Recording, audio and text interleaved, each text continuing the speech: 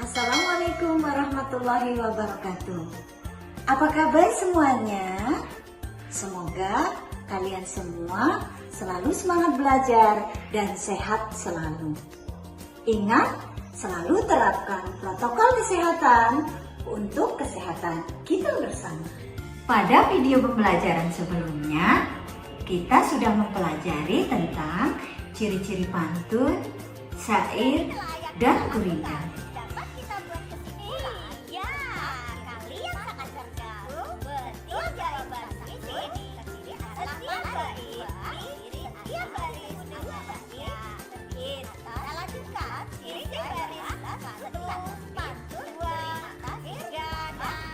Ayo, siapa yang masih ingat ciri-ciri tersebut?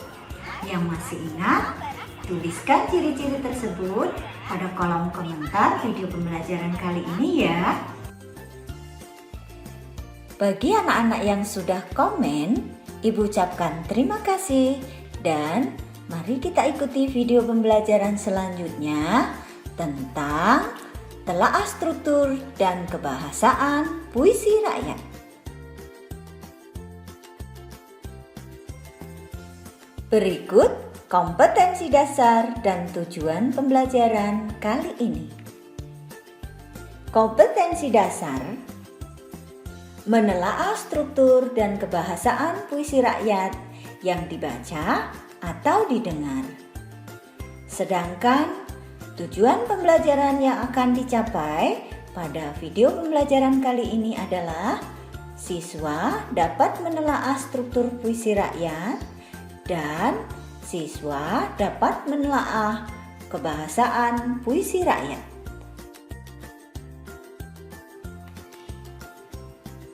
Untuk menelaah struktur dan kebahasaan puisi rakyat, ada hal-hal penting yang harus diingat. 1. Untuk menelaah struktur pantun, syair, dan gurindam, kita berpedoman pada ciri-ciri ketiganya, seperti yang telah ditayangkan pada video sebelumnya. Ibu yakin kalian masih mengingatnya karena kalian adalah anak-anak Indonesia yang hebat.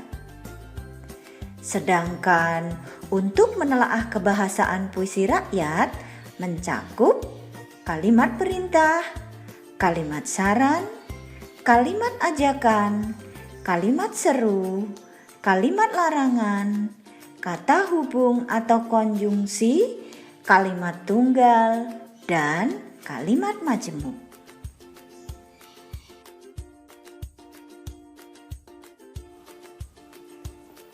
Ayo anak-anak, siapa yang masih ingat ciri-ciri pantun, syair, dan gurindam?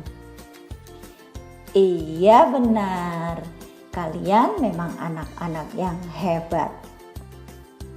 Pada slide berikut akan mengingatkan kalian tentang ciri-ciri pantun, syair, dan gurindam sebagai pedoman untuk menelaah struktur ketiganya. Ciri-ciri pantun terdiri atas 1 bait terdiri atas 4 larik, 2 larik sampiran, dan 2 larik isi. Isi larik 1 dan 2 tidak berhubungan dengan isi larik 3 dan 4. Pola rima akhirnya berselang, yaitu A, B, A, B. Ciri-ciri syair: 1 bait terdiri atas 4 larik, keempat barisnya merupakan isi. Isi bait 1 berkaitan dengan isi bait-bait yang lain. Pola rima akhirnya sama. A, A, A, A. Sedangkan ciri-ciri gurindam: 1 bait terdiri atas 2 larik, isi larik 1 berhubungan dengan isi larik lainnya. Larik 1 merupakan soal atau masalah atau sebab, dan larik 2 merupakan jawaban soal atau masalah atau akibat. Pola rima akhirnya A, atau B, atau C.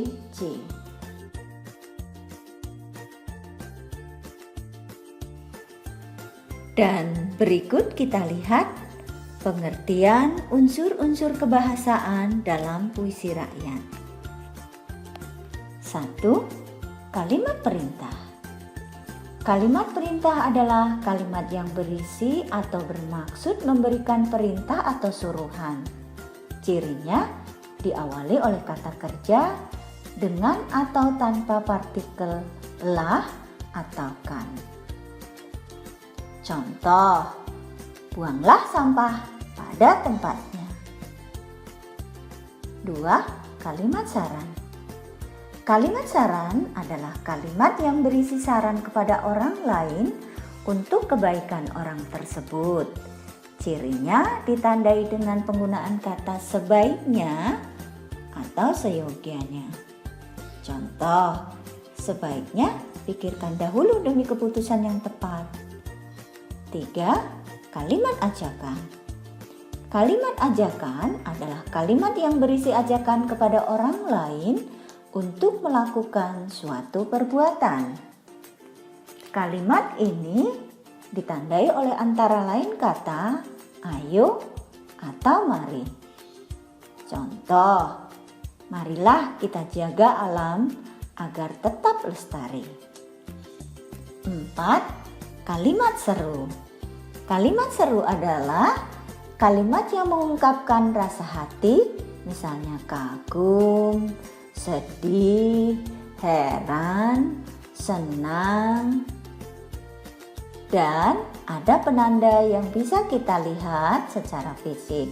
Misalnya ada kata alangkah, betapa, bukan main. Contoh, amboi indahnya pemandangan di lereng gunung ini. 5. Kalimat larangan adalah kalimat yang berisi larangan kepada orang lain agar tidak melakukan kegiatan. Ditandai dengan penggunaan kata jangan, dilarang, dan hindari. Contoh, jangan berprasangka buruk pada orang yang baru kita kenal. 6. Kalimat tunggal. Kalimat tunggal adalah kalimat yang memiliki satu subjek dan satu predikat. Contoh, saya sarapan pagi. Subjeknya adalah saya, sedangkan predikatnya adalah sarapan pagi. 7. Kalimat majemuk, yaitu kalimat yang memiliki lebih dari satu subjek atau predikat. Kalimat majemuk bisa terjadi dari penggabungan dua kalimat tunggal atau lebih.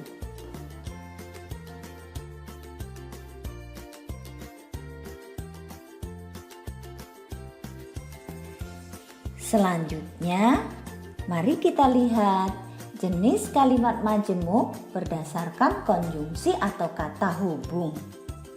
1. Kalimat majemuk hubungan syarat ditandai dengan konjungsi jika, seandainya, asalkan, apabila, dan andaikan. Contoh, jika hidup bermalas-malasan, masa depan tak tentu arah. 2. Kalimat majemuk hubungan tujuan ditandai dengan konjungsi agar, supaya, biar, untuk, dan buat. Contoh, agar hidup tercapai impian, hendaklah pemuda rajin belajar. 3. Kalimat majemuk konsensif ditandai dengan konjungsi walaupun, meskipun, biarpun, kendatipun, dan sungguh pun. Contoh, tetaplah teguh mencapai walaupun belajar banyak godaan. 4. Kalimat majemuk hubungan penyebaban ditandai dengan konjungsi sebab, karena, oleh karena. Contoh, hari ini aku bersedih karena berpisah dengan sahabat. Kelima, kalimat majemuk hubungan perbandingan ditandai dengan konjungsi ibarat, seperti, bagaikan, bagai, bak, laksana, sebagaimana, lebih titik-titik daripada titik-titik. Contoh, belajar di waktu kecil bagai melukis di atas batu. 6. Kalimat majemuk hubungan akibat ditandai dengan konjungsi sehingga, hingga, maka, sampai-sampai. Contoh, Hendrawan berlatih tenis meja begitu keras hingga menjadi juara O2SN tingkat nasional. Nah, sekarang kalian sudah memahami unsur kebahasaan yang terdapat dalam puisi rakyat ya. Selanjutnya, yuk kita simak pola pengembangan telaah struktur dan kebahasaan pada pantun, syair, dan gurindam berikut ini. Contoh telaah struktur dan kebahasaan pada pantun. Buah anggrek, pohon benalu, buah berangan dari Jawa. Kalau cerdik, pikir dahulu, jangan diri dapat kecewa. Dari pantun ini, kita bisa membuat telaah strukturnya, yaitu baris 1 dan 2 merupakan sampiran, baris 3 dan 4 merupakan isi. Sedangkan telaah kebahasaannya adalah 1. Pada pantun ini menggunakan konjungsi yang menyatakan hubungan syarat, yakni terdapat pada larik ketiga ditandai dengan konjungsi kalau. Yang kedua, pantun ini juga menggunakan kalimat larangan yang terdapat pada baris keempat ditandai dengan kata jangan. Berdasarkan data yang sudah kita temukan, kita dapat mengembangkan telaah struktur dan kebahasaannya sebagai berikut. Struktur pantun di atas terdiri atas 2 larik sampiran, yakni baris 1 dan 2, dan 2 larik isi, yakni larik 3 dan 4. Isi larik 1 dan 2 tidak berhubungan dengan isi larik 3 dan 4. Larik 1 dan 2 dia membicarakan tentang anggrek dan buah. Sedangkan pada larik 3 dan 4 membicarakan tentang agar orang selalu berpikir agar tidak menjadi kecewa. Unsur kebahasaan pada pantun di atas adalah sebagai berikut. Larik 3 menggunakan konjungsi yang menyatakan hubungan syarat. Larik keempat merupakan kalimat larangan. Larik 3 dan 4 dapat digabung membentuk kalimat majemuk hubungan syarat, yakni kalau cerdik, pikir dahulu, jangan diri dapat kecewa. Selanjutnya, mari kita lihat contoh pola pengembangan telaah pada syair. Ingatlah wahai keluargaku sekalian, dunia ini hanya tempat perlaluan. Janganlah engkau salah haluan, agar tak sesat di perjalanan. Kita bisa melihat struktur syair tersebut, yakni satu bait terdiri atas 4 larik, yaitu larik 1, 2, 3, dan 4. Rima akhirnya a, a. Larik 1, 2, 3, dan 4 merupakan isi. Sedangkan unsur kebahasaan yang ada di dalam syair tersebut adalah 1. Kalimat perintah dan kalimat seruan yang terdapat pada baris pertama, ditandai dengan kata ingatlah sebagai penanda kalimat perintah dan kata wahai sebagai penanda kalimat seruan.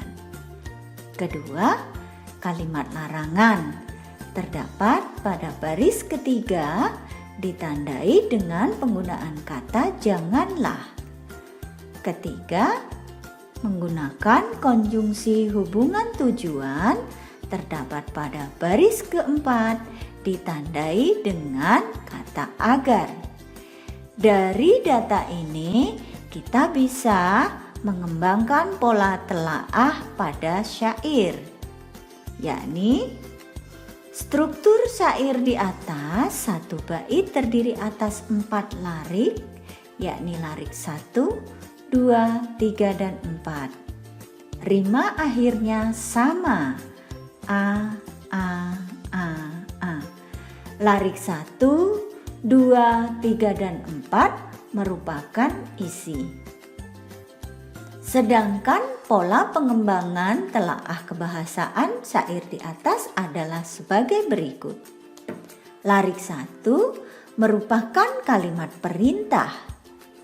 Pada larik 1 juga merupakan kalimat seruan, ditandai dengan kata wahai. Larik ketiga merupakan kalimat larangan. Larik keempat menggunakan konjungsi yang menyatakan hubungan tujuan. Larik 3 dan 4 digabung membentuk kalimat majemuk hubungan tujuan. Janganlah engkau salah haluan agar tak sesat di perjalanan. Pada slide berikut, kita akan melihat pola pengembangan telaah gurindam. Jika hendak mengenal orang yang baik peramai, lihat ketika bercampur dengan orang ramai. Dari gurindam tersebut kita bisa melihat strukturnya, yakni setiap bait terdiri dari 2 larik. Rima akhirnya a. Larik 1 berisi masalah. Larik 2 berisi jawaban masalah. Sedangkan unsur kebahasaan yang terdapat di dalam gurindam tersebut adalah 1. Menggunakan konjungsi hubungan syarat, yakni terdapat pada larik 1. Kedua, menggunakan kalimat perintah, yakni terdapat pada larik kedua. Dari data yang sudah kita temukan, kita dapat mengembangkan pola telaah struktur dan kebahasaan gurindam tersebut, yakni sebagai berikut. Struktur gurindam terdiri atas 2 baris dalam 1 bait. Rima akhirnya a. Larik 1 berisi masalah atau soal, larik 2 berisi jawaban. Sedangkan pola pengembangan telaah kebahasaan gurindam di atas adalah sebagai berikut. Larik 1 menggunakan konjungsi hubungan syarat. Larik 2 merupakan kalimat perintah. Larik 1 dan 2 dapat digabung membentuk kalimat majemuk hubungan syarat. Nah, Mudah bukan menyusun telaah struktur dan kebahasaan puisi rakyat? Kalau kalian belum memahaminya, silahkan tulis pertanyaan kalian pada kolom komentar ya. Dan untuk menguji pemahaman kalian, kerjakan tugas yang terdapat pada slide berikut. Telaahlah struktur dan kebahasaan puisi rakyat berikut. Ada adat di dalam pantun, tersirat banyak pula makna. Hendaknya jadi pemuda santun, budi pekerti selalu terjaga. Nah, kita telah menyelesaikan pembahasan tentang telaah struktur dan kebahasaan puisi rakyat.